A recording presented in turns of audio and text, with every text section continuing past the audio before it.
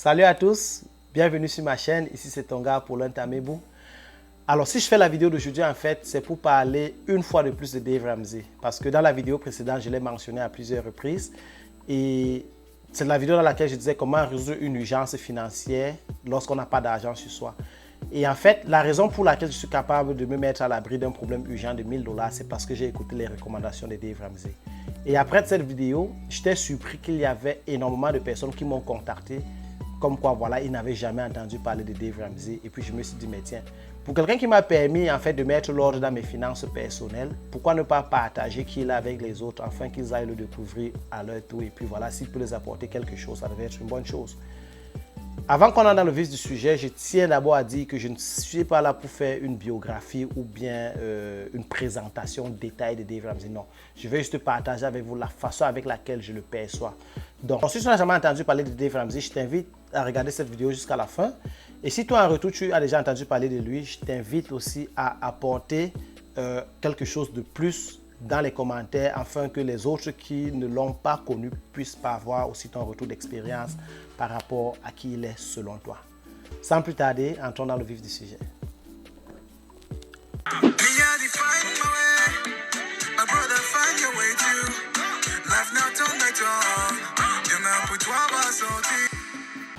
Bienvenue une fois de plus, ici c'est ton gars Sagacité. Alors, si tu es nouveau ici, n'oublie pas de liker la vidéo, c'est super important. N'oublie pas de t'abonner à ma chaîne et tu partages la vidéo autour de toi. La bonne chose, c'est que tout ça, c'est gratuit. Hein. On ne va pas t'envoyer la facture à la fin du mois pour t'être abonné à la chaîne de Sagacité. Donc, n'hésite pas à hit le subscribe button là. Dave Ramsey, c'est un gourou de la finance personnelle. Donc, il est en quelque sorte un financial advisor. Et puis, c'est vrai que s'il était en Afrique, on devait dire que c'est un coach financier parce que nous, on aime trop l'expression coach désormais. Nous, on a les coachs en tout, coach de vie, coach de relations amoureuses, coach... C'est-à-dire, on a les coachs dans tous les domaines en fait, quoi. No offense to all the coaches out there. Moi, j'apprécie ce que vous faites en fait, quoi. Et puis, j'en consulte d'ailleurs quelques-uns de temps à autre pour avoir un certain nombre d'informations. Le truc, c'est juste que c'est la terminologie de coach là qui me fait un peu marrer, quoi. Parce que quand on grandissait et on jouait le ballon, avec le coach, c'est quelqu'un qui est un entraîneur et il a une équipe de personnes qui l'entraînent, ils vont aller vers une compétition, tu vois. Donc, quand on me dit aujourd'hui qu'un gars, c'est un coach en amour, je dis que, mais comment ça? Donc, mais il n'y a rien, je n'ai rien contre vous, hein, je respecte ça. C'est juste que la terminologie me fait quand même un peu marrer, quoi. Anyways, comme je disais, Dave Ramsey, c'est un financial advisor et puis lui, il est spécialisé dans la finance personnelle. Et il est connu en fait il a un show, le Dave Ramsey Show, que j'aime d'ailleurs en fait, quoi. Je regarde le show là très régulièrement parce qu'il y a des histoires assez marrantes là-bas. Et il a aussi écrit beaucoup de livres, parmi lesquels The Total Money Makeover. J'ai oublié de prendre la copie là. Yep, parmi lesquels The Total Money Makeover. Donc, j'ai présenté ce livre dans la vidéo précédente. Et dans le livre aussi, il y a des choses qui se démarquent vraiment. Il y a par exemple les baby steps, dont j'ai mentionné dans la vidéo précédente. J'ai mentionné le baby step 1 et le baby step number 3. Et il y a aussi le debt snowball, en fait, sur comment est-ce qu'il faut payer les dettes, quoi. Donc, Dave Ramsey, en fait, c'est ça. C'est quelqu'un qui parle de finances personnelles. C'est vrai qu'aujourd'hui, la tendance est à l'entrepreneuriat et l'investissement. Mais selon moi, pour être un bon entrepreneur ou un bon investisseur, il faut d'abord que tu aies la maîtrise de tes finances personnelles, tu vois.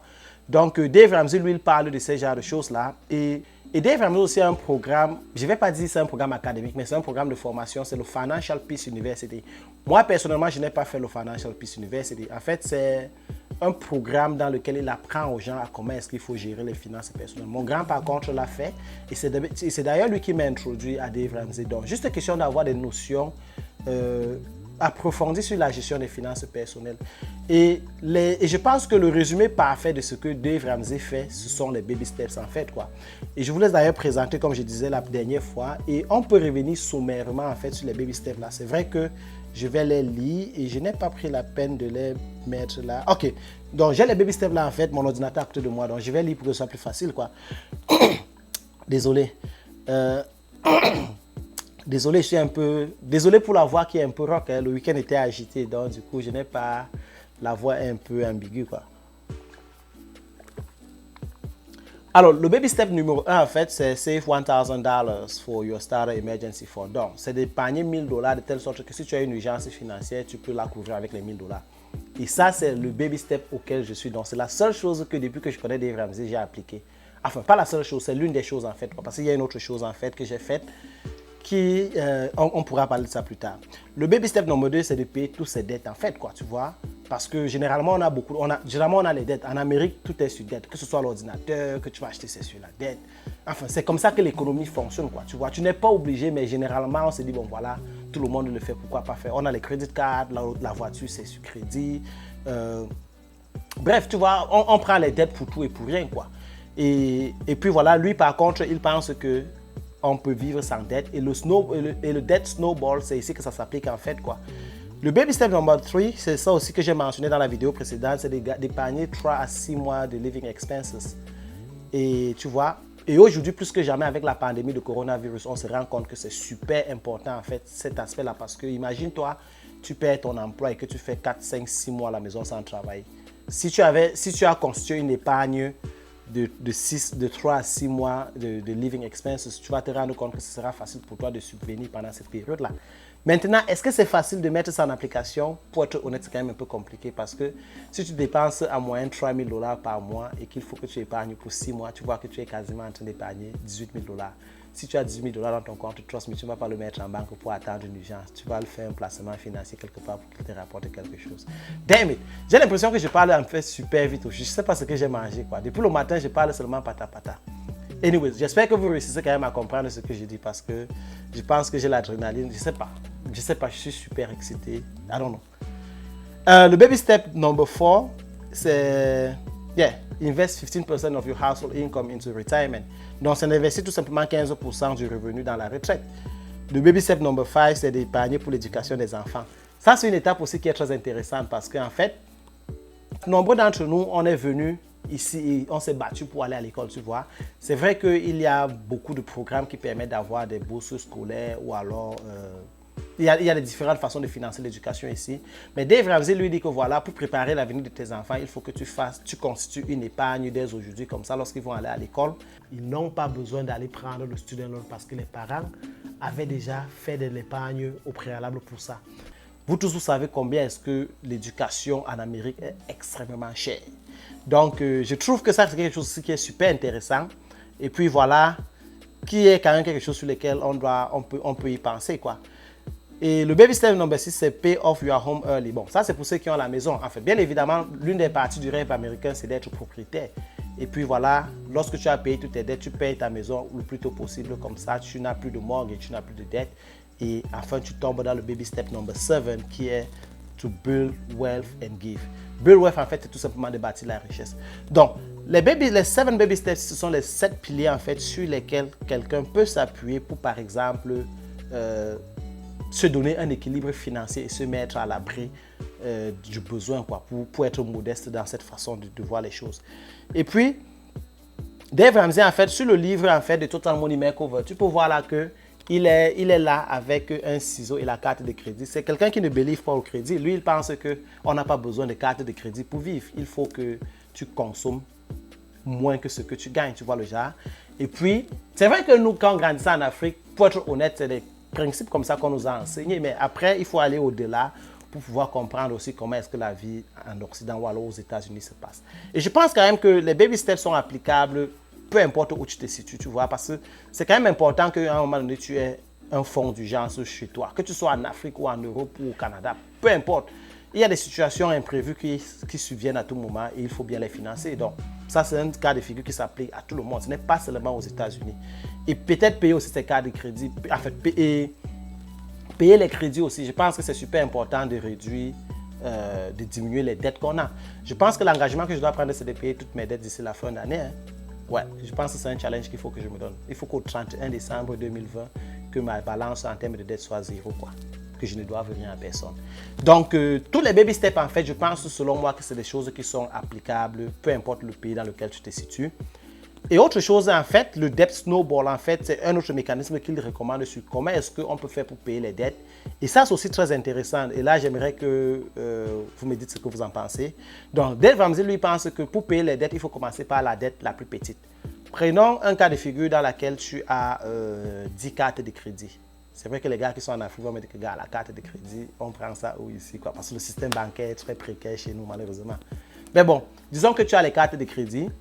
Et puis voilà, tu as une carte qui a une balance peut-être de $500, l'autre qui a $10 000, l'autre 15 000 $. Donc Dave Ramsey lui dit par exemple qu'il faut commencer par payer. Dave Ramsey lui recommande par exemple de payer les cartes de crédit en commençant par la carte qui a la plus petite balance, tu vois.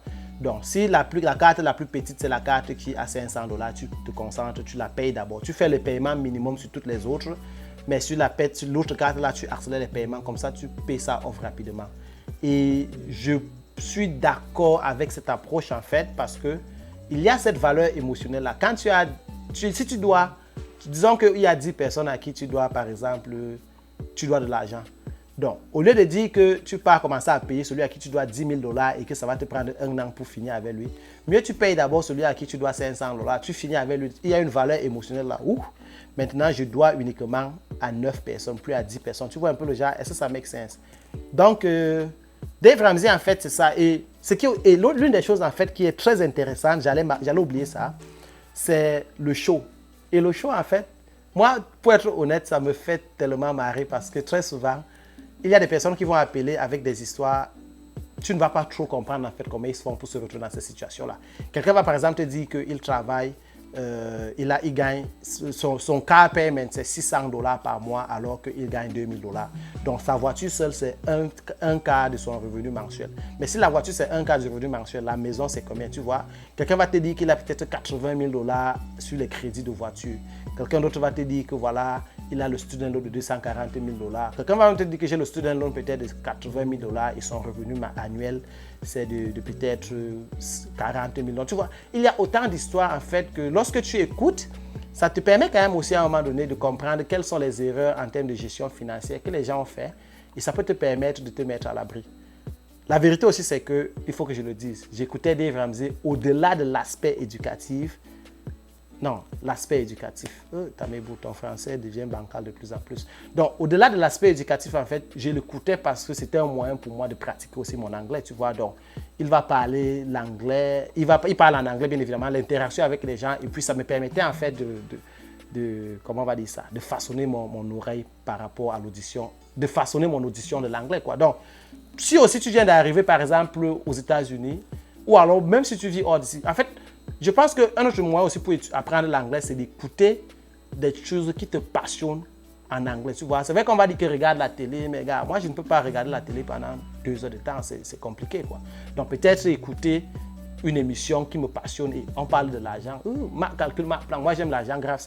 Donc, lorsqu'on parle de l'argent et puis de gestion financière, moi c'est des choses qui me passionnent. Et puis du coup j'écoutais, ça m'a quand même permis aussi d'apprendre même un certain nombre d'expressions en anglais. Je sais que là je n'ai pas couvert tout ce que Dave Ramsey représente, mais en fait, en même temps aussi, je n'ai pas envie de faire une vidéo de 20 ou 30 minutes, ça devient quand même long et un peu embêtant. Mais bon, voilà en fait comment est-ce que je le perçois dans un début. Et puis, si vous ne le connaissez pas, je vous invite à aller découvrir qui il est. Et puis, pour ceux qui le connaissent, je vous invite aussi à partager votre expérience en fait avec Dave Ramsey, quoi. Il y a une anecdote en fait que j'aurais aimé pouvoir partager, mais que je n'ai pas trouvé un moyen de le situer. Malheureusement, je n'écris pas les vidéos avant de les faire. Je me lève, ça sort comme ça sort et puis je commence à parler. C'est pour ça qu'à un moment donné, j'ai l'impression que je suis en train de rater. Je pense qu'il faut que j'adopte une bonne pédagogie, comme ça je vais pouvoir point out exactement tout ce que je veux. Mais bon, après, par souci de rester dans un timing qui est vraiment limité, on ne peut pas tout dire dans une vidéo de 15 minutes, quoi. Anyways, c'était Paulin Tamebou. J'espère que la vidéo va te donner des idées. La seule chose que j'ai à te dire, c'est qu'avant d'être un entrepreneur à succès ou un investisseur à succès, il faut te rassurer que dans tes finances personnelles, tu as la maîtrise et que tu comprennes exactement comment ça se passe.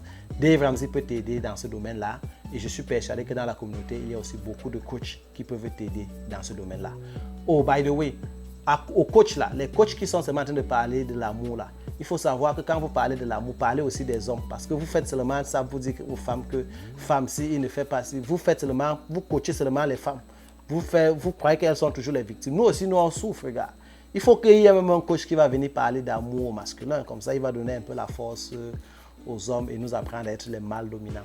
Anyways, c'était Paulin Tamebou. On parlait de Dave Ramsey et non des coachs et des mâles dominants. On se retrouve à la prochaine vidéo. D'ici à là, portez-vous bien. Bonsoir.